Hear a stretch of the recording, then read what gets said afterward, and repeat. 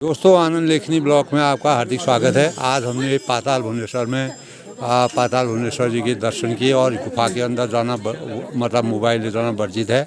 और यहाँ की क्या विशेषता है वो मैं आपको यहाँ के गाइड जी से आपको उनके बारे में वो विस्तार से बताएंगे। उनकी मुँह ज़बानी सुनिए। हाँ, बताइए आप क्या यहाँ का है, सब बताइए। इसके अंदर जो है 4 धाम है। ठीक है। पूरे 4 धाम की यात्रा इसके अंदर होती है। गुफा जो बनी है पूरी नेचुरल बनी है। ओके। पूरी गुफा शेषनाग के पेट के अंदर बनी है। ठीक है। और हम शेषनाग 82 सीढ़ियाँ उतर के जाना पड़ता है। दोनों ओर से चैन लगी है। उसके बाद ग्राउंड आता है। उसके बाद ग्राउंड के बाद जो है पूरा ब्रह्मांड अंदर समाया हुआ है। 4 धाम की यात्रा होती है। ओके। हम दर्शन होते हैं हमारे शेषनाग के मुंह से और शेषनाग के पूंछ तक। हाँ। तो सबसे पहले दर्शन होते हैं शेषनाग के। शेषनाग ने अपनी पृथ्वी को अपने सर के ऊपर धारण किया हुआ है। गुफा जो बनी है शेषनाग के पेट के अंदर बनी है। Yes yes. और फिर उसके आगे जाते हैं तो वहाँ पे गणेश का कटा हुआ धड़ वाला भाग है। और शेषनाग की रीढ़ की हड्डी है। केदारनाथ है, बद्रीनाथ है, अमरनाथ है और भगवान शंकर की झोली है। और ये आपका ये काल भैरव है। और उसके बगल में जाती है माँ भुवनेश्वरी है, जो 4 दरवाजों की जिनको रक्षक माना गया है। जो धर्म द्वार और मोक्ष द्वार खुले हैं, रण द्वार और पाप द्वार बंद हैं। फिर उसके बाद जाते हैं तो वापस में हम आगे जाने के बाद एक फील्ड मिलता है जिसमें कल्प वृक्ष है, जिसको पारिजात वृक्ष के नाम से भी जाना जाता है। वो पूरा पत्थर का बना हुआ है। पूरे भगवान शंकर की हथेली में वो टिका हुआ है। और उसी के बगल में एक गुफा जाती है कदली वन। कदली वन का मतलब होता है केलों का बगीचा, जिसके पहरेदार त्रेता युग में हनुमान जी रहा करते थे।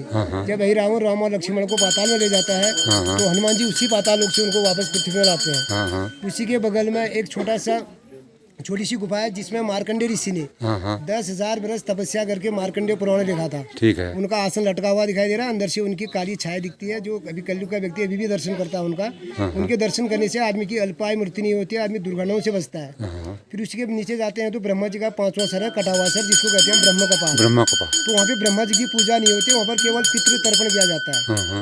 और उसी के ऊपर से कामधेनु का आगे थन से दूध निकलता है। वो दूध निकलता था पहले, अभी कलयुग में दूध पानी में तब्दील हो गया है। तो दूध निकलता था और कलयुग में वो पानी के रूप में नीचे गिरता है।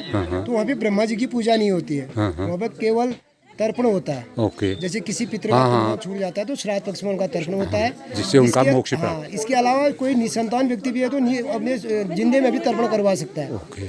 और फिर उसके थोड़े नीचे जाते हैं तो सप्त कुंड बने हैं, जिसमें बताया गया है कि 6 कुंडों का अमृत 7वें कुंड में इकट्ठा होता है। ओके। जिस कुंड के अमृत को पीने के लिए भगवान शंकर के जितने भी सर्प थे वो आपस में लड़ाई करते थे। तो उसके लिए भगवान शंकर ने ब्रह्मा जी का वाहन वहाँ पर हंस है, हंस को चौकीदार नियुक्त किया था कि बिना मेरे आदेश से कोई भी समर्थ को नहीं पिएगा करके। इसलिए उनका मुंह टेढ़ा हो गया। लेकिन हंस ने एक बार पीने की इच्छा रखी, पिया तो नहीं। तो शंकर भगवान ने उनको श्राप दे दिया, उनकी गर्दन अमृत कुंड से पीछे की ओर कर दी। इसलिए उनकी गर्दन अमृत कुंड से पीछे की ओर। अभी भी हम उस अमृत के पानी को नहीं पीते हैं, केवल 3 बार ओम नमः शिवाय करके अभिषेक करते हैं, जिससे आदमी के शारीरिक रोग और कष्ट दूर होते हैं। तो थोड़ी देर आगे जाने के बाद यहाँ पर अच्छा आगे जाने के बाद भगवान शंकर की विशाल जटाएं हैं। वहाँ पे 33 कोटि देवी देवताओं भगवान शंकर का निवास स्थान है। और जिसमें बताया गया कि नर्मदेश्वर महादेव है, जो नर्मदेश्वर महादेव जो आधा पानी को ऑब्जर्व करते हैं, आधा पानी सूखा रहता है उनका, आधा पानी को ऑब्जर्व कर लेते हैं। तो 33 कोटि देवी देवताओं के दर्शन करने से 4 धाम की यात्रा आपकी पूरी हो जाती है। और उसी के बगल में भी राजा भगीरथ है, जो भागीरथी गंगा को उसमें लाए थे। विश्वकर्मा जी का हाथ है, जिन्होंने उस कुंड को निर्मित किया था। फिर आगे जाने के बाद ब्रह्मा विष्णु शंकर जी के 3 लिंग बने हैं। ब्रह्मा विष्णु शंकर जी के 3 लिंग बने हैं, जिन तीनों लिंग के बारे में बताया गया है कि तीनों लिंग 76 नीचे से उत्पन्न हुए हैं। और ऊपर से 3 लिंगों में एक जटाओं में पानी गिरता रहता है, तीनों लिंगों में। और 3 मूर्तियां भी बनी है, जहाँ भी ब्रह्मा विष्णु शंकर जी की 3 मूर्तियां, लेकिन ब्रह्मा जी में पानी का अभिषेक नहीं हो रहा है, विष्णु और शंकर जी में पानी का अभिषेक होता है। तो वहाँ पर कहा गया कि पूजा करने से 21 कुल का उद्धार होता है। उसके अलावा विश्व के अंदर कहीं पर भी पूजा नहीं होती है लिंग के रूप में। फिर उसी के ऊपर से एक गुफा गई है, जहाँ से 5 भाई पांडवों में से युधिष्ठिर स्वर्ग गए थे, 4 भाई और द्रौपदी वहीं से बद्रीनाथ निकले। और नीचे वाली गुफा का लिंक एक गुफा जाती है काशी विश्वनाथ। उसके बाद हम वापस आते हैं तो एक छोटा सा मंच है जिसमें 4 युग है, जो कलयुग, सतयुग, त्रेता, द्वापर के नाम से जाना गया है। तो बताया गया कलयुग सबसे लंबा है। हाँ, कलयुग सबसे बड़ा लिंग है। और वो बढ़ता रहता है अभी भी। अगर वो अपने केंद्र बिंदु को ऊपर से केंद्र बिंदु बना हुआ है उसमें टच कर लेगा तो पूरी सृष्टि का अंत हो जाएगा। इसी पाताल लोक से कलयुग का अंत बताया गया है। कलयुग समाप्त होती है, अभी सतयुग लगेगा, अभी त्रेता, द्वापर, वो चक्र फिर दोबारा चलता रहेगा। उसी के अंदर से गुफा बताया गया है जिसका लिंक है सेतु बंधु रामेश्वरम जो दक्षिण भारत में है। बहुत इसकी शुरू है लेकिन कलयुग में गुफा बंद हो गई। बंद हो गई। जी आगे आने के बाद हम ग्राउंड में फिर आते हैं, वहाँ पर अराउत आती है जिसके 1000 पैर है।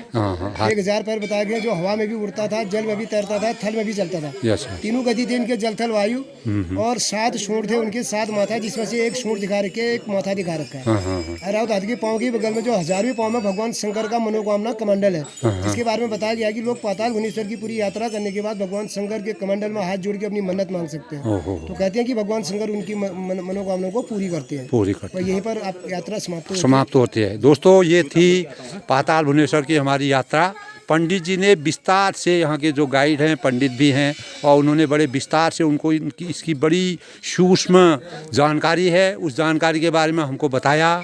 और दोस्तों अगर आप लोगों को ये पाताल भुवनेश्वर अच्छा लगता है, अधिक से अधिक लोग यहाँ आएँ और यहाँ का आनंद लें, यहाँ से मोक्ष प्राप्त करें। ये मोक्ष प्राप्त का सबसे पहला द्वार है और इसी से आपको मोक्ष प्राप्त होगा और आपके कुल का विकास होगा, आपका कुल आगे बढ़ेगा। मैं पंडित जी आपका क्या नाम है, शुभ नाम? जगत सिंह रावत। इनका नाम जगत सिंह रावत जी है। मैं जगत सिंह रावत जी का तहे दिल से धन्यवाद देता हूं और इनके और समस्त दर्शनार्थी जो आए हैं उनके मंगल भविष्य की कामना करता हूं। अधिक से अधिक लोग आकर के इस पाताल भुवनेश्वर पर आए और आनंद लें, अपना सुख का अनुभव करें। इसी से हमको मोक्ष प्राप्त होगी। यही हमारे मोक्ष का सबसे बड़ा स्थल है। दोस्तों सबका अभिवादन। सबको अगर मेरा ये ब्लॉग अच्छा लगा अधिक से अधिक लाइक करें, शेयर करें, सब्सक्राइब करें और मैं सबके मंगल भविष्य की कामना करता हूँ। पंडित जी धन्यवाद।